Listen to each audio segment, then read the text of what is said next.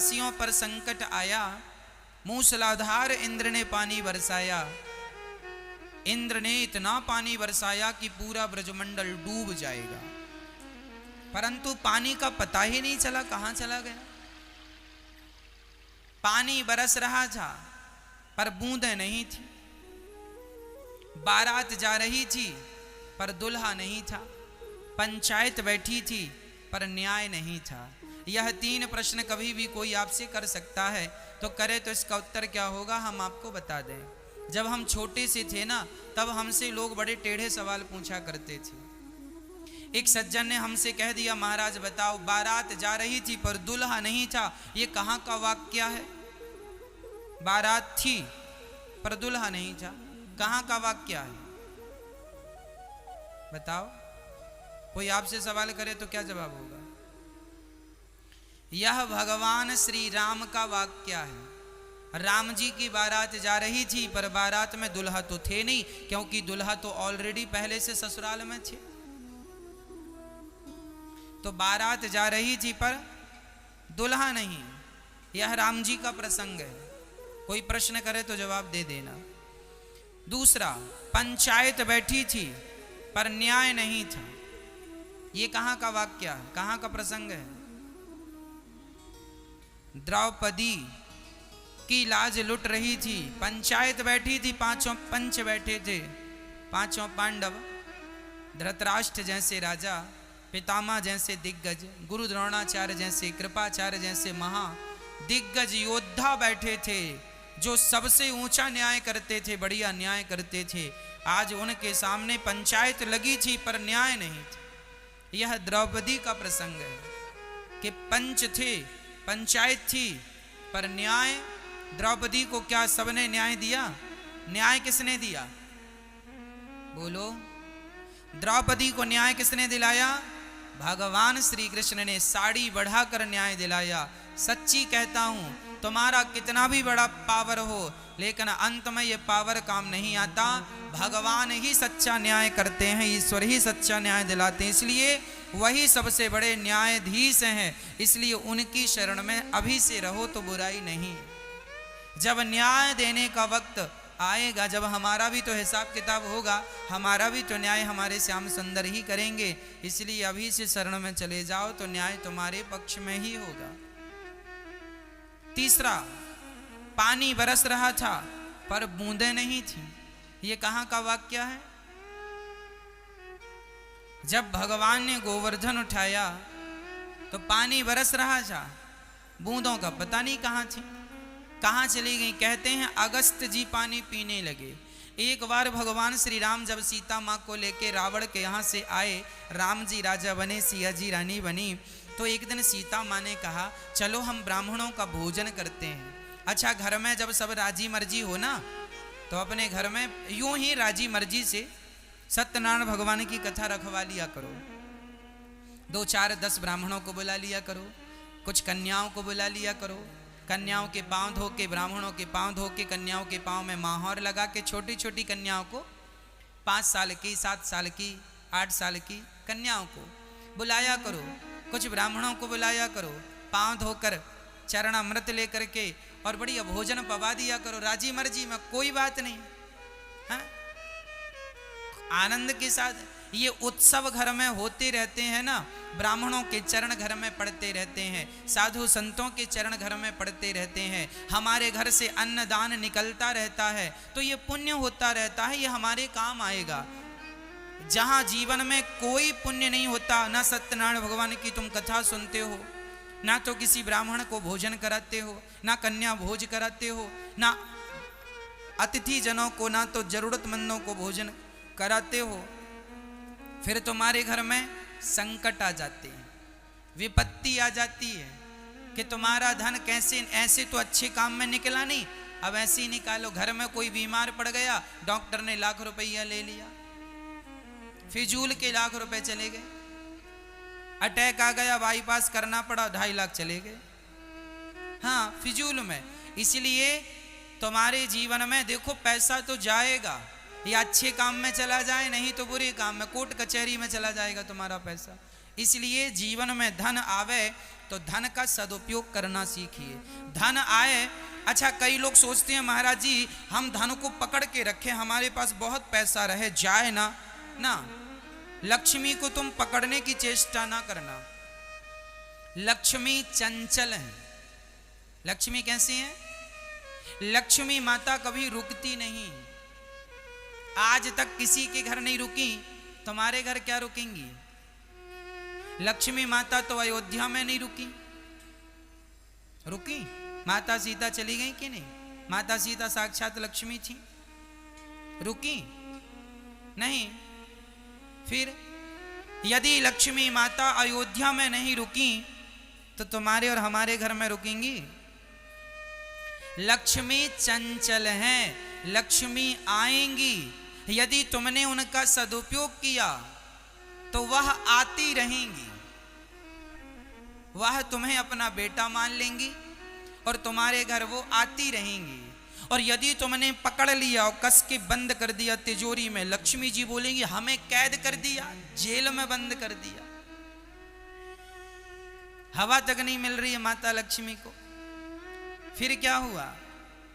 लक्ष्मी माँ बोलेंगे इसके घर नहीं आएंगे, ये तो अपने जीवन में कोई सत्कर्म करता नहीं है, हम आती हैं तो हमें बंद कर लेता।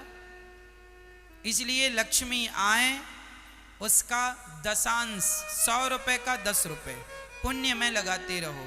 जीवन में धन आए, इसलिए ये दास आपसे कहता है अन्न क्षेत्र आपकी तरफ से बच्चों के नाम का, आपके नाम का यहाँ अन्न क्षेत्र चलता है। गौरी गोपाल अन्न क्षेत्र हजारों संत रोज खाते हैं।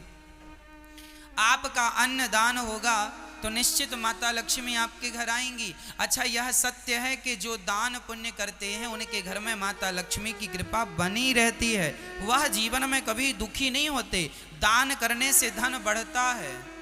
अच्छा एक बात बताओ, जो कुआं होता है ना वह सबको पानी पिलाता रहता है, नदी सबको पानी देती रहती है, इसलिए उसका पानी कैसा है?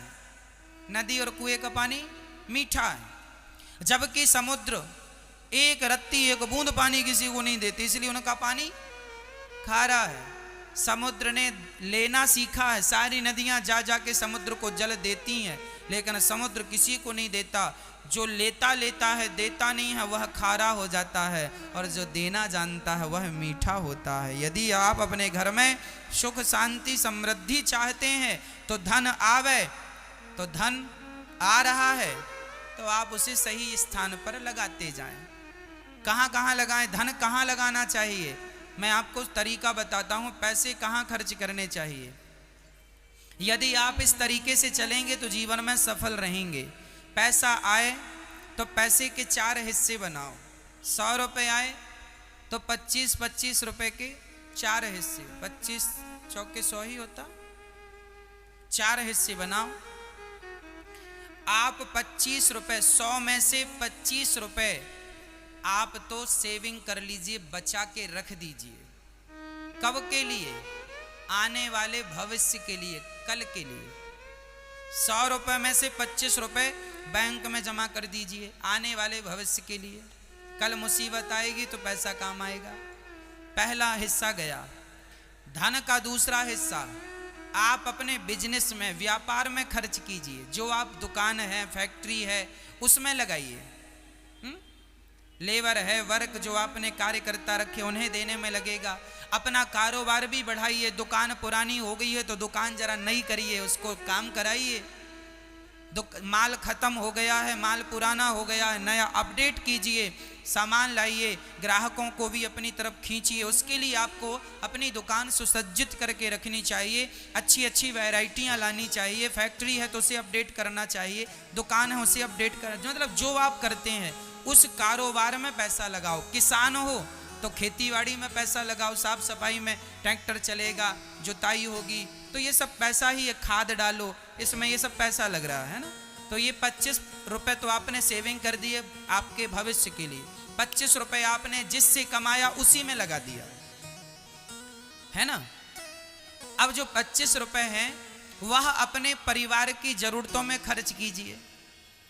घर का बिजली बिल है, घर का राशन है, घर के कपड़े लत्ते हैं, बच्चों की पढ़ाई है, बच्चों की फीस है। यहाँ बच्चों में, पत्नी में, परिवार में, दवाई में, डॉक्टर में, ये छोटा मोटा पैसा यहाँ जाएगा, यहाँ लगेगा। घर में हर महीने सबका बिल आ जाता है, हर महीने पानी का बिल, बिजली का बिल, ना जाने क्या क्या बिल, वो खर्चे आपके निकल जाएंगे। 25 रुपये वहाँ आप बचा के रखिए, उसके लिए उस काम में लगाइए। अब बचा 25 रुपये आपका, सब काम करने के बाद अभी कितना बच रहा है? अभी 25 रुपये बच रहा है। ये 25 रुपये के आप 2 भाग कर लीजिए, 12.5 रुपये के। हम नहीं कहते कि 25 रुपये दान कर दो, 12.5 रुपये दान करो 100 में से। 12.5 रुपये का क्या करो, आप अपने घर में कीर्तन भजन करवाओ, आप अपने घर में भागवत जी करवाओ, आप भागवत जी की पोथी पाठ करवाओ, आप अपने द्वारा अन्य क्षेत्र बंटवाओ, आप किसी वृद्ध माँ को गोद लो, आप गौदान करो। ये थोड़ा थोड़ा जो पैसा आप बचाएंगे हर महीने का, वह आपके पुण्य में सहायक होगा। क्योंकि जीवन में तो पैसा काम देता है, पर यहाँ से जाने के बाद पैसा नहीं, पैसों से जो पुण्य कमाया हो वह पुण्य काम देगा। इसलिए पैसे से पत्नी के लिए कपड़े बस नहीं, बच्चों की फीस बस नहीं, आपको पैसे से पुण्य भी कमाना है आपके यहाँ से जाने के बाद के लिए। तो ये 12.5 रुपये आपको बचा के रखना है पुण्य। अब 12.5 और बचा है, उस 12.5 रुपये का क्या करना है? 12.5 रुपये आप इसलिए बचा के रखो कि आपके जानने वाले, आपका मित्र है, आपके रिश्तेदार हैं। यदि आप पैसे वाले हैं ना, तो आपसे सब लोग उम्मीद लगाते हैं कि भाई कहीं पैसा ना मिले तो इनके घर मुसीबत में 2 पैसे मिल जाएंगे। तो जब आपका कोई निकट संबंधी हो, दोस्त हो, मित्र हो, पड़ोसी हो, रिश्तेदार खास हो, और उसके घर में अचानक तबीयत किसी की खराब हो जाए, उसकी आर्थिक स्थिति कमज़ोर है, उसकी बेटी का विवाह है, आर्थिक स्थिति कमज़ोर है, तो ज़रा तुम उसकी अर्थ से, पैसों से मदद कर देना। तो जो 12.5 रुपये तुमने बचा के रखा है हर महीने का, वह इकट्ठा कर करके वो तुम्हें मदद के लिए रखना है। वो पैसे दे के तुम्हें वापस लेना भी है। अब लोग ना दें वो अलग विषय है, लोगों की अपनी मानसिकता होती है, एक तो ले लेते हैं, देते नहीं है। इसलिए आजकल का आदमी देने से डरता है। और बात भी सही है, जिस जिसको आप पैसा देते हैं वो ले लेते हैं, रो रो के मांगो तो रुलाते हैं, खाके भागे जा रहे हैं। कहा था 1 महीने बाद दे दूंगा, 4 महीने बाद मांगने गए तो बोलता खाके भाग जाऊंगा क्या। एक तो देने वालों की नीयत ठीक नहीं होती, इसलिए आजकल जरा पैसे देने में डर लगता है। तो आप लोग, मैं ये नहीं कहता सबको दो, पर जहाँ ज़रूरतमंद है वहाँ आपको देना चाहिए। यदि कोई गरीब आदमी है, बेटी का विवाह कर रहा है और आपसे हेल्प मांग रहा है और आपसे 10-5 हज़ार रुपये बन पड़े तो दे दो, और यदि वो वापस ना भी करे तो भूल जाओ, कोई बात नहीं। ये दान हो गया एक प्रकार का। वो 12.5 रुपये जो तुमने बचाए थे उससे ये काम करना। तो इससे क्या होगा, देखो समाज में रहना है ना, सबकी ज़रूरत पड़ती है। यदि हम आज आपके काम आएंगे ना, तो कल आप भी हमारे काम आएंगे। इसलिए हमें एक दूसरे की मदद भी करनी जरूरी है। माना कि समाज में कुछ लोग बुरे होते हैं जो कि लेकर वापस नहीं करते, पर फिर भी समाज में व्यवहार तो निभाना ही पड़ता है, हाँ या ना? तो व्यवहार तो निभाना है। आज आप ही बताइए, आपको देना पड़ता है कि नहीं पैसा? अपने रिश्तेदारों को, दोस्तों को, जरूरतमंदों को मांगते हैं, देना पड़ता है कि नहीं? फिर माना कि ये वापस नहीं करेगा, फिर भी अब उसकी मुसीबत है, देना पड़ता है। तो हम नहीं कहते कि, हम ये नहीं कहते मत दो, देना है ठीक है, लेकिन उस 12 रुपए से देना है। तुम कर्जा काढ़ के ना दे देना उसको, नहीं तो उसके चक्कर में तुम्हारी लुटिया डूब जाए। दान पुण्य भी उतना ही करना चाहिए जितना हैसियत है हमारी, जरूरत से ज्यादा पुण्य भी ना हो। सारा दान ना कर देना, नहीं तो परेशान हो जाओगे आप। दान पुण्य भी विचार करके करो। उचित तो सब अच्छा है, अनुचित कुछ भी अच्छा नहीं है। इसलिए हर काम का विचार हो। 100 रुपए के मैंने 4 हिस्से बनवाए थे, उसका 5वां हिस्सा भी करवा दिया, तो हमारे धन के कितने उपयोग हैं, ये उपयोग। यदि तुमने यहाँ पैसे नहीं खर्च किए तो फिर क्या होगा? फिर आपका धन आपको शराबी बनाने लग जाएगा। धन से पैसे से दूध भी आता है और पैसे से शराब भी आती है। यदि आपने पैसे से दूध नहीं खरीदा, पैसे से धर्म नहीं किया, तो पैसे से अधर्म होने लग जाएगा। तुम फिर किसी नाचने वाली को बुलाने लग जाओगे। भाई पैसों से लोग भागवत जी भी करवा लेते हैं, और पुराने जमाने में पैसों से तो लोग नाचने वाली को भी बुला लेते थे। तो पैसे दोनों जगह खर्च होते हैं। भागवत जी करवाओगे तो भी पैसे खर्च होंगे, और नचनिया को बुलवा लोगे नाचने के लिए तो भी पैसे खर्च होंगे। पर पर कहाँ पैसे खर्च करना है वो आपके संस्कारों पर निर्भर करता है, आपकी बुद्धि पर निर्भर करता है, पैसे कहाँ खर्च करना है। जीवन में हर विकल्प आपके सामने है। दूध भी आपके सामने है, शराब भी आपके सामने है। दूध पीना है, शराब पीना है, मर्जी आपकी है। सही रास्ता भी आपके सामने है, गलत रास्ता भी आपके सामने है। सही चुनना है, गलत चुनना है, मर्जी आपकी है। सही दोस्त भी आपके सामने है, गलत दोस्त भी आपके सामने, क्या चुनना है, आपकी अपनी मर्जी। इसलिए जीवन में चुनाव अच्छा होना चाहिए, अच्छे लोगों का चुनाव करना। मैं आपसे प्रार्थना करता हूं कि जीवन में अपने आप को समृद्धवान बनाना है, सफल व्यक्ति बनाना है, अपना व्यक्तित्व श्रेष्ठ करना है, तो सदा अच्छे लोगों का संग कीजिए। 18,000 श्लोकों का पाठ आपके संकल्प से किया जाता है तो आप तक उसका पुण्य मिलता है। हम लोग यदि हमारा अपना कोई परिवार का व्यक्ति सदस्य यदि अमेरिका में है और उसे पैसों की ज़रूरत है तो कैसे भेजेंगे? बैंक के द्वारा। आप यहाँ बैंक में डाल दीजिए, वहाँ की बैंक उसे दे देगी, हाँ या ना? ऐसे ही होता है। उसी प्रकार जब आप अपने पूर्वजों के नाम से यहाँ पुण्य करते हैं तो उनको इस पुण्य का फल वहाँ प्राप्त हो जाता है जहाँ वो रहते हैं, जहाँ वो हैं। तो यहाँ से वहाँ तक यूं ही पहुँचता है जैसे बैंक से पैसा पहुँच जाता है। कोई साइंस का स्टूडेंट कहे कि हमारे खाने से क्या हमारे पूर्वज खा लेंगे? यहाँ हम ब्राह्मणों को खिलाते हैं पूर्वजों के नाम से, तो क्या इनको खिलाने से वो खा लेंगे? भाई सिंपल है, गर्भवती नारी के खा लेने से उसके बच्चे में, जो पेट में पल रहा बच्चा है, उसके भीतर चला जाता है कि नहीं? गर्भवती नारी खाती है तो उसके बच्चे का पोषण अपने आप हो जाता है। उसी प्रकार जब भक्त खाते हैं तो पूर्वजों का और भगवान का पोषण अपने आप हो जाता है। ईश्वर डायरेक्ट खाते नहीं है, आपके पूर्वज डायरेक्ट नहीं खाते, इनडायरेक्ट। जैसे पेट का बच्चा डायरेक्ट नहीं, माँ के द्वारा, है ना? उसी तरह जो हमारे पूर्वज हैं, हम जब उनके निमित्त पुण्य करते हैं तो वह पुण्य उन तक निश्चित पहुंचता है। यह भागवत जी की पावन चर्चा है जो है प्राणी मात्र का कल्याण करने के लिए हम सभी के बीच में है। यदि भागवत जी ना होती तो बताओ हम जैसे पापी क्या कर रहे होते? अच्छा ये बताओ, आप अभी इस समय यदि अपने घर में 3 बज रहा है, यदि इस समय आप अपने घर में होते तो क्या कर रहे होते?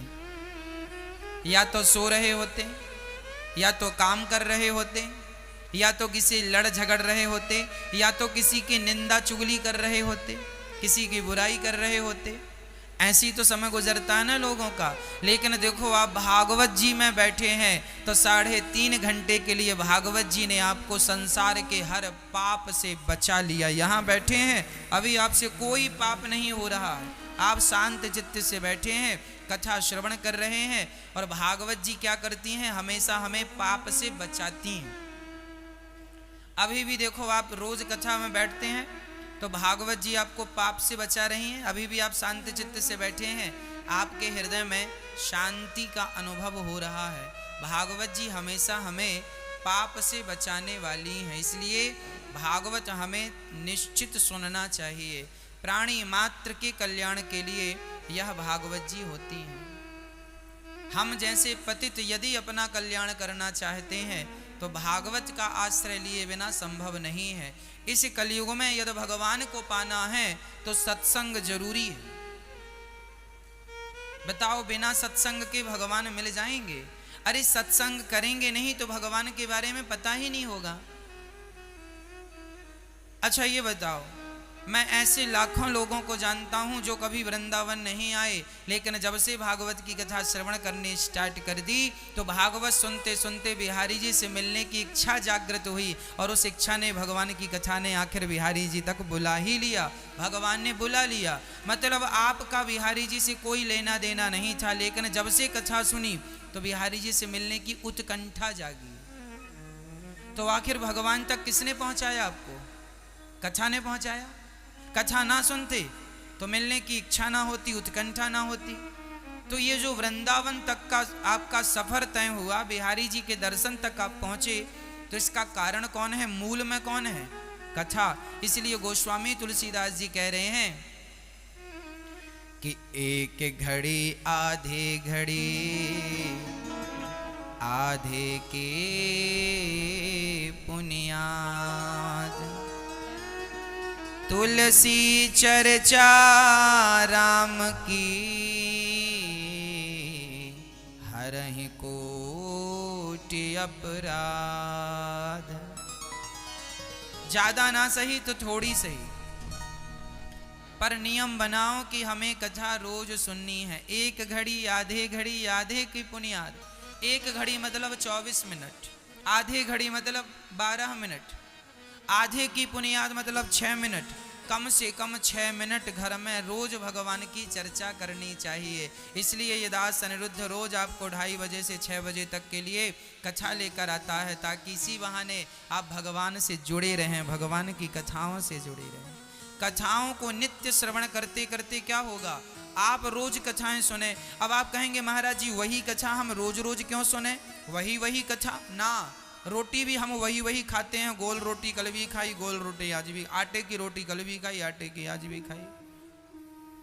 तो फिर रोटी भी कल वही थी ना, आज भी वही है। सब्जी भी वही थी, आज भी वही है।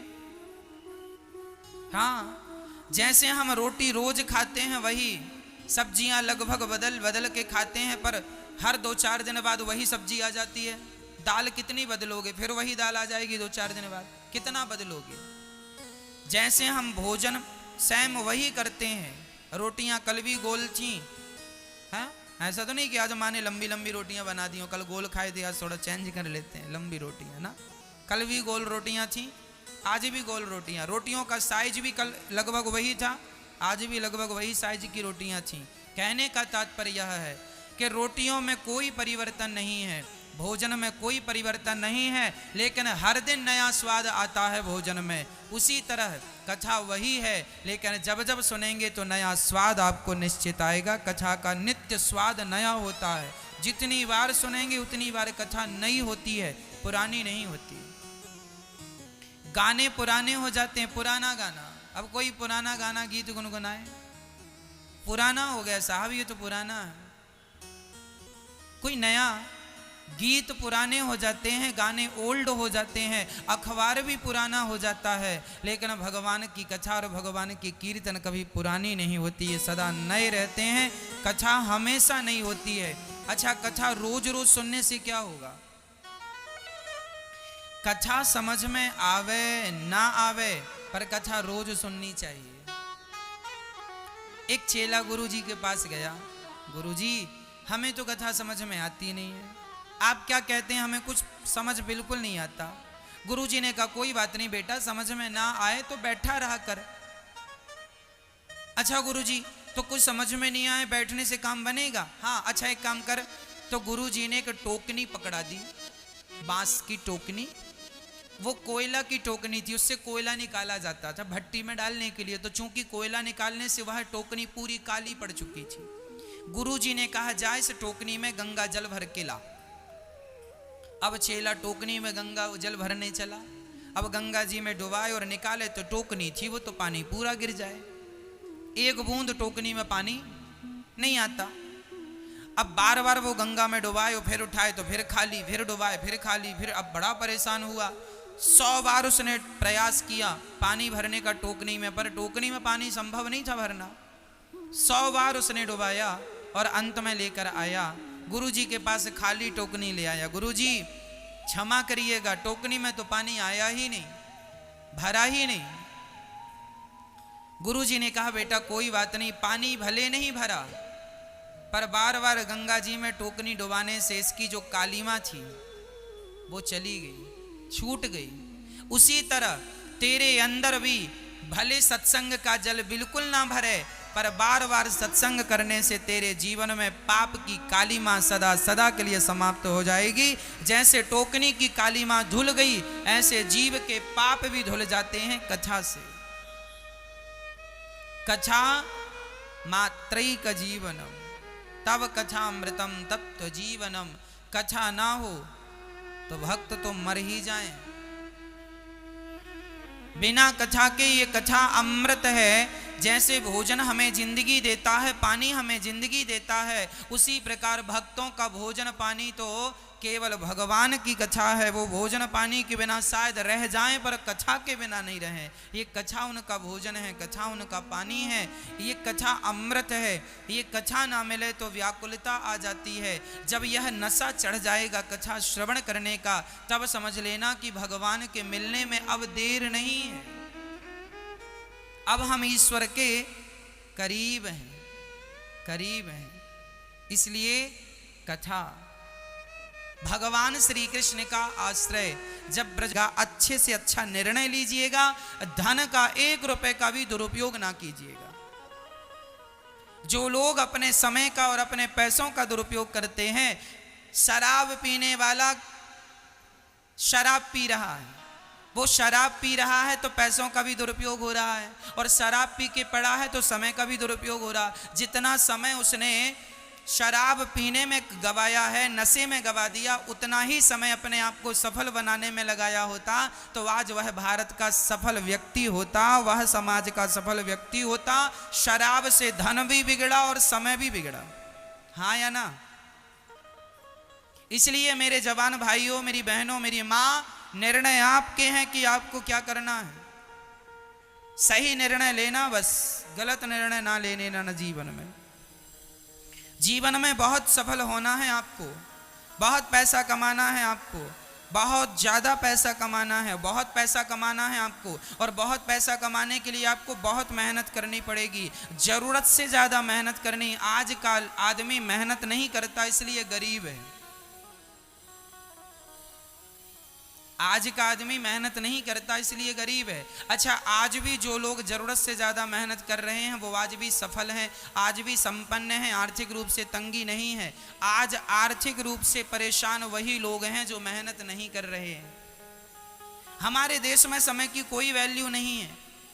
समय, लोग सो रहे हैं, दिन में भी सो रहे हैं, रात में भी सो रहे हैं। हाँ, सो रहे हैं। क्यों सो रहे हैं? समय बहुत है।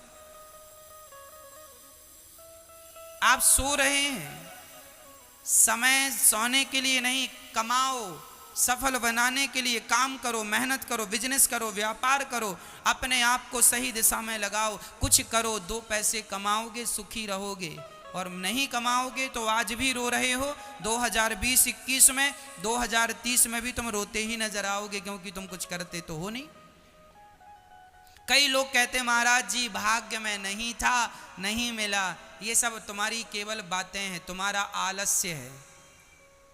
महाराज जी भाग्य में नहीं था, नहीं मिला, ऐसा नहीं होता। अरे भाई, भाग्य भी हमें स्वयं बनाना पड़ता है, हमारी मेहनत से हमारा भाग्य बनता है। मैं तुम्हें एक कथा सुनाता हूँ, भारत की सच्ची घटना, शायद आपने कभी ना सुनी हो, और सुनी हो तो दोबारा सुन लीजिएगा। हमारे देश में गुरु गोविंद साहब का नाम सुना होगा, सुना है मेरी माँ?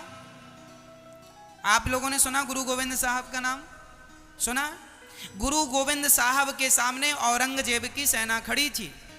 ये उन जमानों की बात है जब देश गुलाम हुआ करता था, गुलामी के रास्ते पर था। जब गुरु गोविंद साहब के सामने औरंगजेब की सेना, कितनी सेना थी? 10 लाख सैनिक थे औरंगजेब के। बोलते चलो, कितनी सेना थी औरंगजेब की? 10 लाख सैनिक थे औरंगजेब के, और गुरु नानक देव जी के पास मात्र 40 सैनिक रह गए थे, बाकी सारे शहीद हो गए थे। 40 सैनिक थे गुरु गोविंद साहब के पास, और गुरु गोविंद साहब के पास 40 सैनिक थे। औरंगजेब की सेना में 10 लाख लोग थे। 10 लाख दुश्मन सामने हैं, और हम कितने हैं? 40। गुरु गोविंद सहित 40। तब गुरु गोविंद देव की सेना में जो 40 लोग थे, वह खड़े होकर बोले, गुरुजी भाग चलते हैं, ये 10 लाख हैं, हम 40 हैं, युद्ध तो हो नहीं पाएगा। गुरुजी ने कहा, भाग करके मरने से अच्छा है लड़ करके मरो। नहीं, हम 40 हैं, वह 10 लाख हैं, हम लड़ेंगे,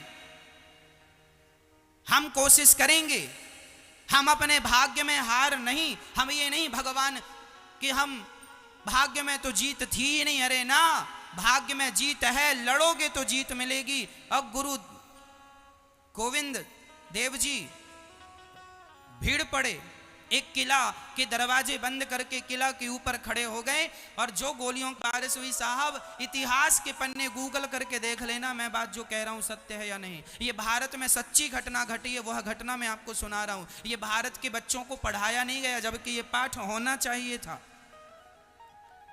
छठवीं की, सातवीं की, आठवीं की, नौवीं की हिंदी क्लास में होना चाहिए था, ताकि बच्चे एनर्जी से, पॉजिटिव एनर्जी से भर जाएं। ये पढ़ाया जाता गुरु गोविंद देव जी के बारे में।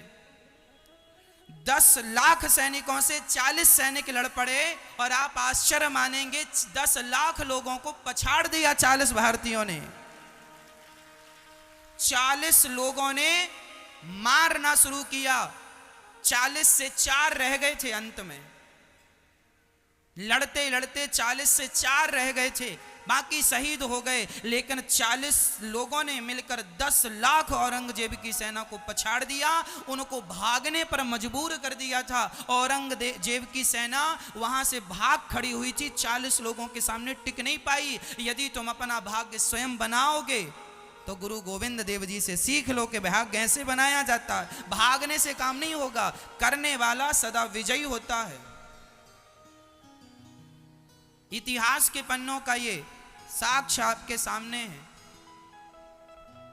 40 लोगों ने 10 लाख, तब औरंगजेब ने पत्र लिखा गुरु गोविंद देव जी के लिए कि बताओ हम 10 लाख थे और तुम 40 थे, तो कैसे जीत गए। तब गुरु गोविंद देव जी ने लिखा, औरंगजेब की पत्र के उत्तर में लिखा कि तुम 10 लाख थे, हम 40 थे, हम भारतीय, हम एक थे, तुम 1.25 लाख, हम एक, तुम 1.25 लाख पर भारी था, हम एक, तुम 1.25 लाख पर भारी था। ये भारत है, यहां हमने हारना नहीं सीखा। हमारे बड़े ऋषि मुनियों ने, हमारे गुरुजनों ने, हमारे प्रबुद्धों ने हमें हारना नहीं सिखाया, हमें अंतिम सांस तक हमें कर्मठ बनाया। गीता में भगवान क्या कहते हैं, ऐसे ही अर्जुन भाग रहे हैं, मैं युद्ध नहीं करूंगा, सामने बड़ी सेना है, सामने गुरुजी हैं, सामने पितामह भीष्म है। अब भगवान ने हाथ पकड़ लिया, पागल हो गया है। यदि लड़ना ही नहीं था तो रणभूमि में आया क्यों, और अब आ गया है तो भागेगा। भगोड़ा कहेगा जमाना तुझे, जब तक दुनिया में लोग रहेंगे भगोड़े के नाम से पुकारेंगे। चल कर्मण्येवाधिकारस्ते मा फलेषु कदाचन, चल कर्म कर। अर्जुन बोले ना, मेरे तो भाग्य में हार है ना, उस हार को जीत में तब्दील करना है। आपका भाग्य आप ही बनाते हैं, मेहनत करेंगे तो आपका भाग्य अच्छा बनेगा, मेहनत नहीं भाग जाएंगे तो आपका भाग्य खराब हो जाएगा। इसलिए जीवन में बिजनेस करो, व्यापार करो, कितना भी कठिन समय सामने आ जाए, लेकिन आपको अपने व्यापार को, अपने बिजनेस को सफल बनाना है। जैसे गुरु गोविंद देव जी ने अपने युद्ध को सफल बनाया, जीत दर्ज कराई इतिहास के पन्नों में, उसी प्रकार आपको बिजनेस व्यापार ऐसा करना है कि सामने कितनी भी चुनौतियां हो, आपको सबसे लड़ करके आपको आगे अपने आप को सफल बना के खड़ा करना है। आपको भी एक आप 1.25 लाख पर भारी पड़ जाओ,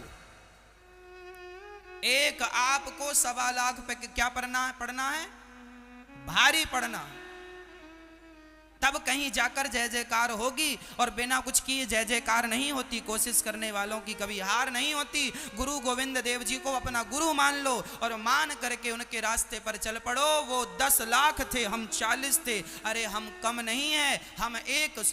स्वामी विवेकानंद एक थे, सारी अमेरिका पर भारी पड़ गए थे। आध्यात्म दृष्टि की बात कर रहा हूं। एक विवेकानंद सब पर भारी पड़ गए, एक झांसी की रानी सारे अंग्रेजों पर भारी पड़ गई। फिर वो एक थे और तुम इतने लोग हो। इसलिए कहा करता हूं, अपने आप को कम ना समझिएगा। आज प्रॉब्लम यह है कि आप अपने आप को जानते ही नहीं कि आप कौन है। आपको बस ये लगता मैं नहीं कर पाऊंगा, मेरे से नहीं हो पाएगा, मैं नहीं कर पाऊंगा, मैं पैसे वाला नहीं बन सकता, मैं कमाई नहीं कर सकता, मैं फैक्ट्री नहीं कर सकता। क्यों नहीं कर सकते? जो लोग कहें कि तुम नहीं कर सकते वही तुम्हें करके दिखाना है। चुनौती स्वीकार करो और डट के आगे बढ़ पड़ो। वही करना है जो कहे लोग कि तुम नहीं कर पाओगे। चांद तक पहुंच गई कल्पना चावला, तुम यहां अपने आप को सफल नहीं बना पा रहे हो।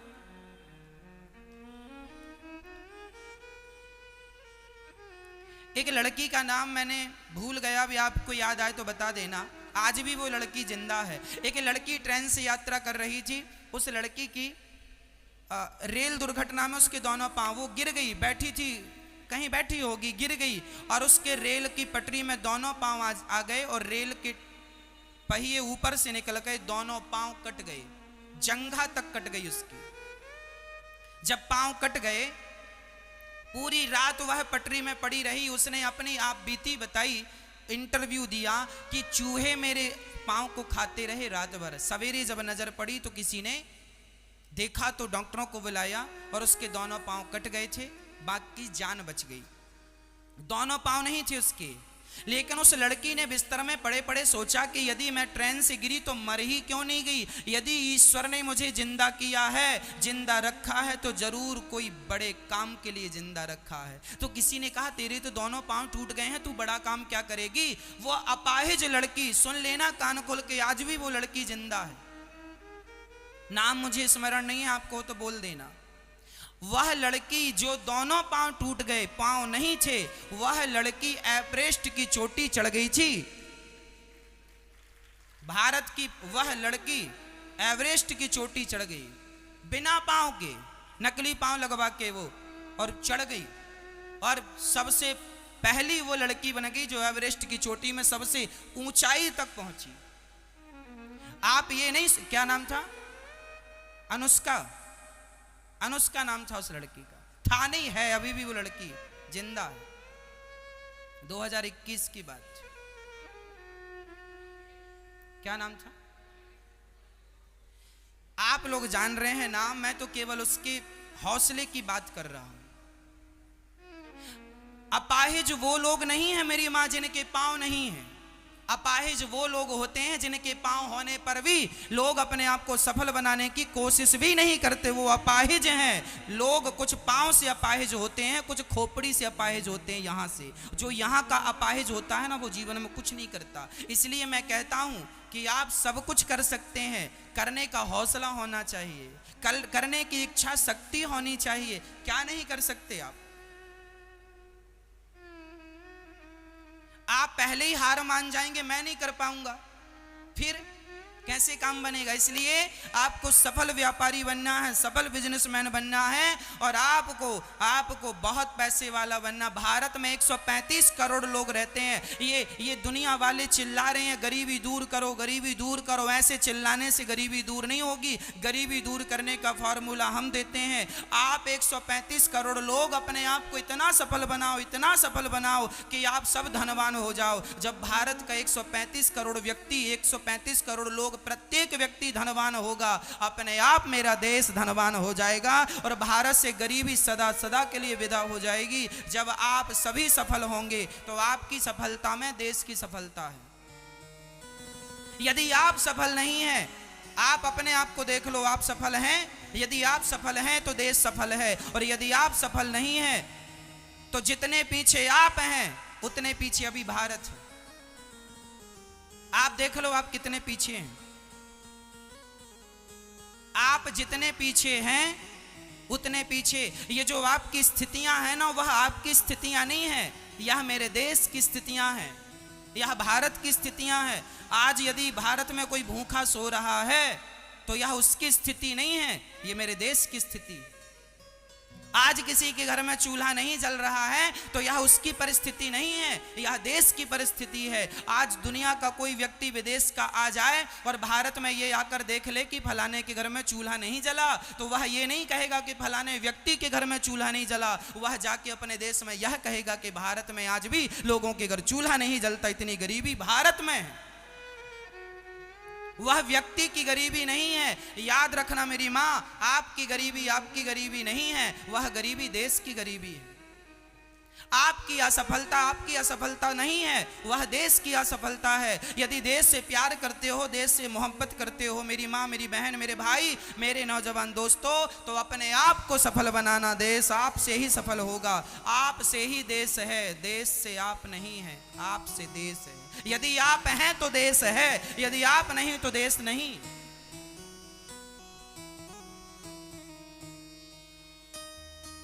इसलिए आपको सफल होना है, आपको मजबूत होना है। हर प्रकार से बुद्धि से भी मजबूती चाहिए, संस्कारों की भी मजबूती चाहिए, भक्ति की भी मजबूती चाहिए और अर्थ की भी मजबूती चाहिए। धन बहुत होना चाहिए आप लोगों के पास। तो आज से कसम खाइए, खाली नहीं बैठेंगे, कुछ कुछ करेंगे सफलता के लिए। बिजनेस करेंगे, व्यापार, लघु उद्योग, छोटे छोटे काम डालो, छोटे छोटे बिजनेस करो, छोटा छोटा व्यापार करो। आदमी छोटे से बड़ा बन जाता है। घर में खाली बैठने से तो अच्छा है कुछ करो। अरे हम जब छोटे थे तब ये माइंड सेट करके रखे थे कि 2 रुपए ही सही पर हमें रोज कमाने, कम से कम 2 रुपए ही कमाओ पर रोज कमाओ। वह 2 रुपए कल 4 रुपए बनेगा, फिर 10 रुपए बनेगा, फिर 100 रुपए बनेगा, फिर 1000 रुपए बनेगा। धीरे धीरे व्यक्ति तरक्की करता है। इसलिए आप हिम्मत ना हारिए, आप सब कर सकते हैं। गुरु गोविंद साहब की 40 लोगों की सेना 10 लाख लोगों को पराजित कर सकती है, तो आप भी 1 लाख, आप एक और सामने 1.25 लाख लोगों पे आपको भारी होना है, भारी पड़ना है। ये सिद्धांत लेके चलना है, जीवन में सफल हो जाओगे।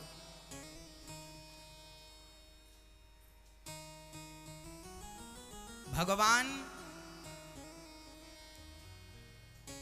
गोवर्धन उठाते हैं, सारे ब्रजवासी शरण में आ जाते हैं। हे नाथ, हमारी रक्षा कीजिए, हम आपकी शरण में हैं। भगवान देखते हैं कि मेरा भक्त मेरी शरण में आया है, तुरंत भगवान उठा लेते हैं गिरिराज को और भक्त आए हुए भक्त की रक्षा करते हैं।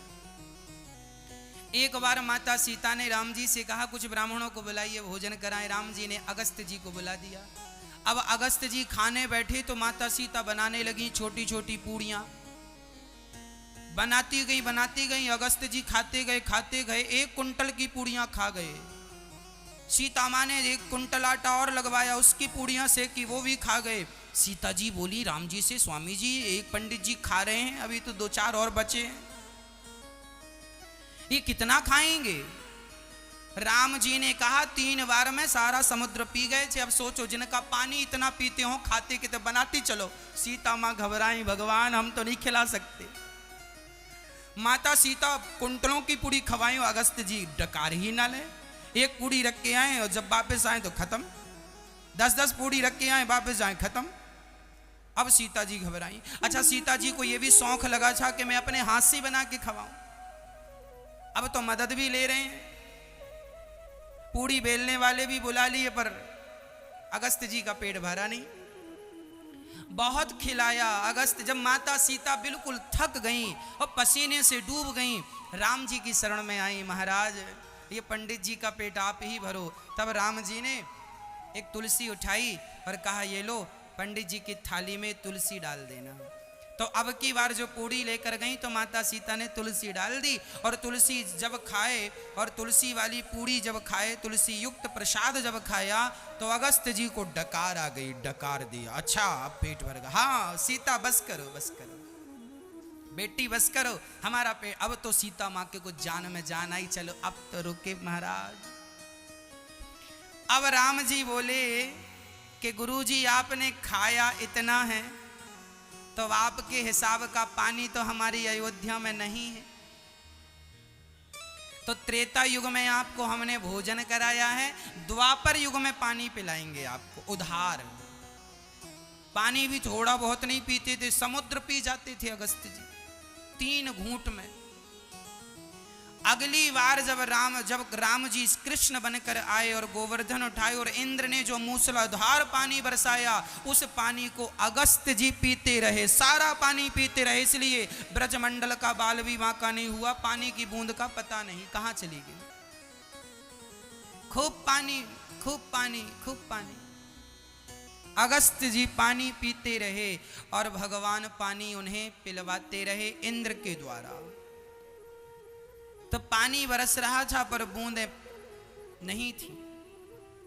अर्थ यही निकला कि अगस्त जी पानी पी रहे थे। अच्छा, अब भगवान गोवर्धन की स्थापना ज्यों की त्यों करते हैं, इंद्र को क्षमा करते हैं। अच्छा, गोवर्धन भगवान ने गायों का वर्धन किया है। हम सभी भारतवासियों को गाय की सेवा करनी चाहिए। आज लोग गाय की सेवा नहीं करते। गाय की सेवा में, गाय के चरणों में चारों धाम होते हैं। गाय हम सबकी माता है, गावो विश्वस्य मातरः। जब गाय की महिमा लोग नहीं समझ रहे थे, तब ही भगवान इस धरती पर आए और भगवान ने धरती में आके स्वयं भगवान कृष्ण ने गाय की सेवा की, इसलिए ताकि मैं संसार को बता सकूं कि देखो गाय तो मेरी भी माता है, तो तुम इस गाय का सम्मान जरूर करना। आप लोग गाय की सेवा करते हैं कि नहीं? नहीं, कुत्ते की करते हैं। हाँ, गौ माता कहती है घर में पालें भैंस और घोड़ा, पीकर दूध मुझे क्यों छोड़ा। गौ पालन कर बनो ग्वारिया, गौ पालन कर बनो ग्वारिया, होय प्रभु अवतारी लगे मोहे गौ माता प्यारी। घर में पालें भैंस और घोड़ा, पीकर दूध मुझे क्यों छोड़ा। आज लोग भैंस घोड़ा पालते हैं पर गाय नहीं पालते। गाय की सेवा मैं आपको बता दूं, गाय की सेवा करने से जिन पर गौ माता का आशीर्वाद है वह दिन दूनी रात चौगुनी तरक्की करते हैं। गौ माता की कृपा बड़ी अच्छी होती है। हम इस बात को जानते हैं कि गौ माता की सेवा का परिणाम क्या होता है, इसलिए हमें गौ सेवा जरूर करनी चाहिए। अच्छा, गौ सेवा करने से आपको शुद्ध दूध मिलेगा, शुद्ध दही मिलेगा, शुद्ध छाछ मिलेगी, शुद्ध घी मिलेगा। बाजार के मिलावटी जहर से आप बचेंगे। इतने बड़े बड़े घर बनवाते हो तो एक किनारे में गौ माता की सेवा नहीं कर सकते? और गौ माता रखना कोई दोष है? लोग कुत्ते को किचन में रखते हैं तो गौ माता को आप नहीं रख सकते। 50-50 हजार के लोग कुत्ते पालते हैं और लिखवा देते हैं कुत्तों से सावधान। अरे गौ माता की सेवा कीजिए। गाय हमारी माँ है, दूध देती है। गाय हम सबके लिए पूज्य है। भगवान ने भी गौ माता की पूजा की, गौ माता की सेवा की, इसलिए ये दास भी करता है। आप भी करो तो अच्छा है, नहीं तो हम तो कर ही रहे हैं। आप घर पर नहीं रख सकते गौ माता तो कोई बात नहीं, गौरी गोपाल गौशाला है, यहाँ गौ माता रहती हैं। आप इन गौ माता के लिए चारा, भूसा, खली, इन गौ माता के लिए रोटी, जो भी आपसे बन पड़े इन गौ माताओं की सेवा के लिए आप भिजवा दिया करें। आप भी गौदान कर सकते हैं। मरने के पहले गौदान जरूर कर लेना, क्योंकि वैतरणी नाम के नरक से गौ माता ही पार लगाती है, दूसरा कोई साधन नहीं। गौ माता है, गौ माता हम सबकी माँ है, इसलिए गौ माता की सदा जय जयकार होनी चाहिए। बोलिए गौ माता की। आप सब गौ माता की सेवा करेंगे? नहीं करते? करिएगा। यदि घर में जगह है तो गौ माता रख लीजिएगा, शुद्ध देसी गाय रखिएगा और सेवा कीजिएगा। अच्छा, भगवान श्री कृष्ण के पिताजी नंद बाबा को एक बार वरुण देवता लेकर गए, और वरुण देवता जब लेकर गए तो भगवान श्री कृष्ण उन्हें वरुण लोक से लेकर आए। तब ब्रजवासियों को बताया गया नंद बाबा के द्वारा कि हमारा छोरा तो भगवान है। अच्छा, सारे ब्रजवासी बोले चौरे लाला सच्ची बताइयो तू भगवान है का? ना भगवान बोले ब्रजवासियों से, अच्छा लाला मैं भगवान होंगो तो बोले करेगो का? ब्रजवासी बोले लाला का करेंगे, बस एक छोटी सी इच्छा है, तू ब्रजवासी तू भगवान है तो एक बार अपने बैकुंठ को दर्शन कराए दे, मोको तेरो बैकुंठ देखनो है। भगवान ने ब्रह्म कुंड में गोता लगवाया, सारे ब्रजवासी बैकुंठ पहुंच गए, पर बैकुंठ में भी वह सुख नहीं था। बैकुंठ पति भगवान तो दूर बैठे थे। ब्रजवासी बोले लाला वृंदावन को कन्हैया ही अच्छो है, जहां हम वाक्य संग कबड्डी खेल सके, वाकी पीठ में बैठ सके, यहाँ तो बड़ो दूर बैठो है हमारो कन्हैया। हमें तो बैकुंठ से अच्छो वृंदावन लगे। वृंदावनी भगवान ने आज मन बनाया ब्रजवासियों को वृंदावन बुला के कि आज मैं रास रचाऊं। आज जीवात्मा और परमात्मा का मिलन होगा, जिसे हम रास कहते हैं।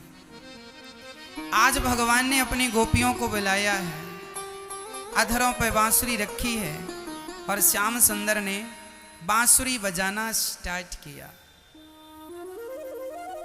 भगवान पिता रात्रि शरदोत्फुल्य मल्लिका वीक्षरन्तु मनश्चक्र योग माया मुपाश्रिता।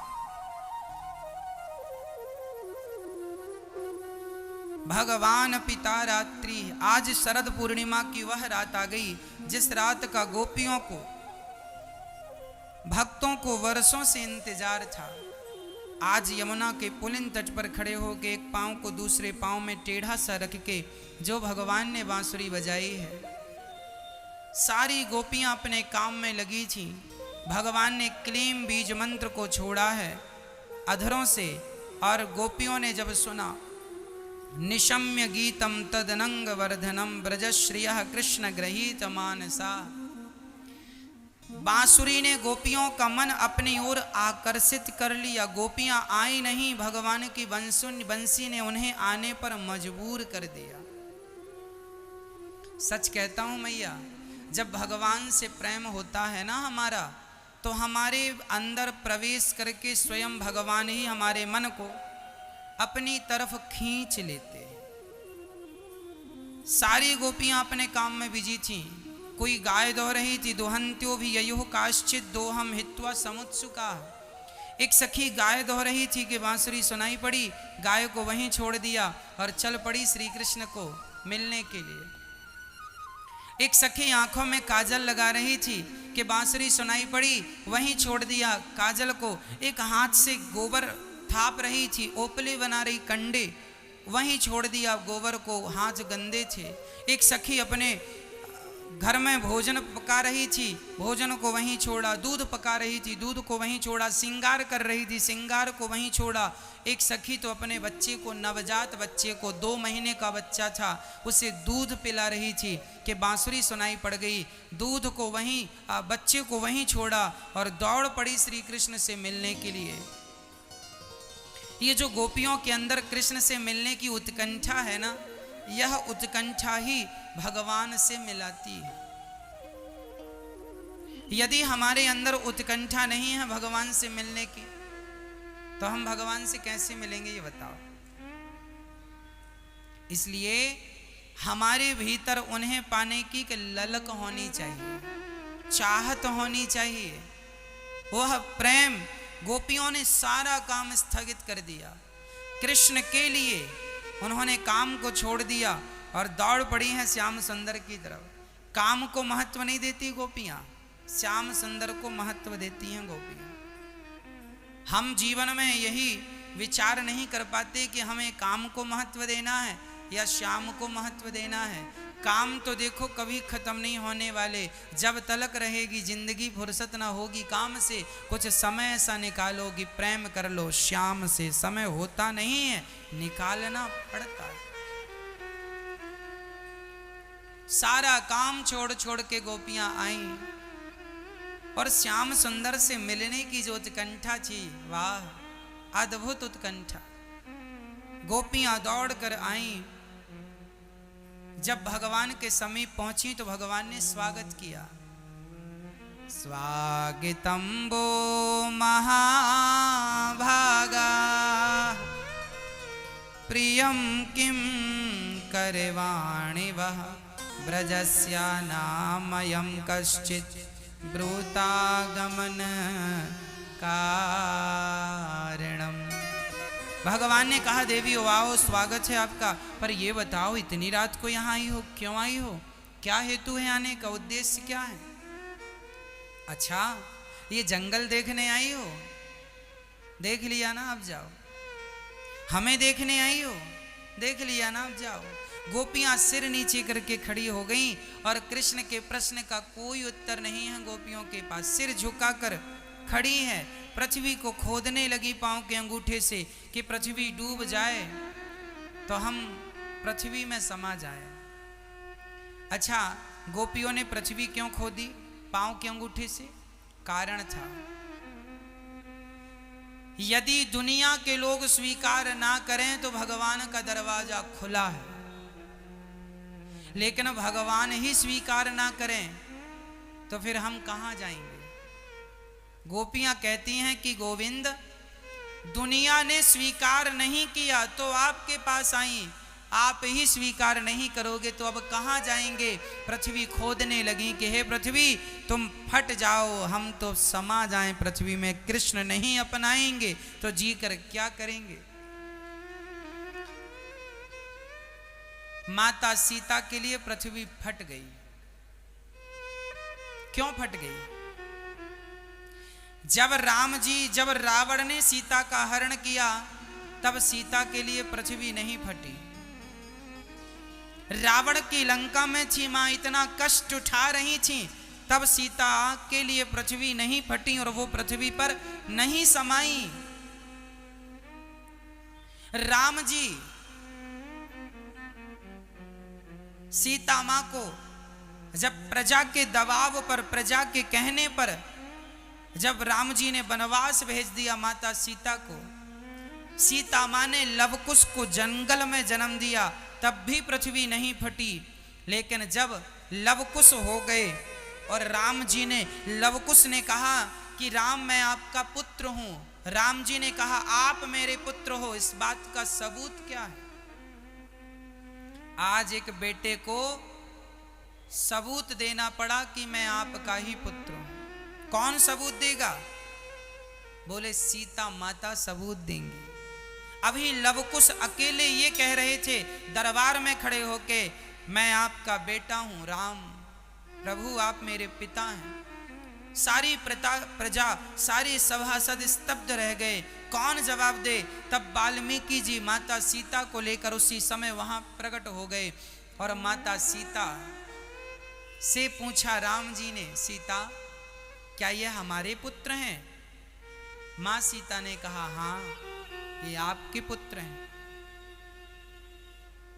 और जब ये कह दिया गया कि ये हमारे पुत्र हैं, राम जी मान गए, सब मान गए, पर सीता को घर से क्यों निकाला गया था? क्योंकि प्रजा ने कहा था कि रावण के पास रहकर आई हैं, हम इन्हें मां के रूप में, हम इन्हें महारानी के रूप में स्वीकार नहीं करेंगे। अब राम जी के सामने सीता मां खड़ी हैं, प्रजा भी खड़ी है, क्या अब माता सीता अग्नि परीक्षा देंगी? ना। रावण ने जब चुराया था तब राम जी के लिए सीता मां ने अग्नि परीक्षा दे दी, ठीक है सब देख लो कि मैं पवित्र हूं, पर राम जी आप ही हमें छोड़ देंगे, राम जी ही हमें यदि छोड़ देंगे तो हम क्या करेंगे? पृथ्वी की तरफ देखने लगी मां सीता। मां, इस संसार में वही रहने योग्य है जिसे राम जी स्वीकार कर ले, जिसे राम स्वीकार ना करे उसके लिए तो पृथ्वी तुम फट जाओ, हम समा जाएं, अब जी कर क्या करेंगे? इसलिए पृथ्वी फटी और माता सीता पृथ्वी में समा गई। अब गोपियों का भी वही हाल है, पृथ्वी खोद रही हैं। क्यों?